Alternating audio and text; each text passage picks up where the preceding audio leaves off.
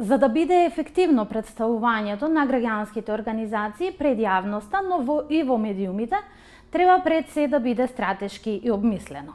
Адхок или така нареченото проектно представување не носи резултати на долг рок.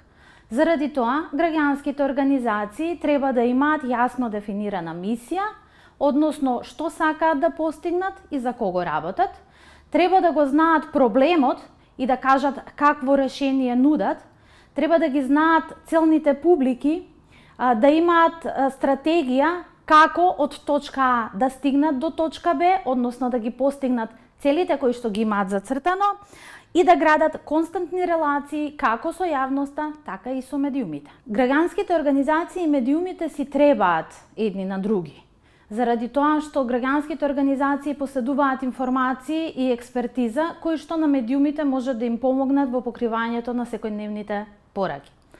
Нивната соработка треба да се базира пред се на искреност, на доверба и на долгорочни релации.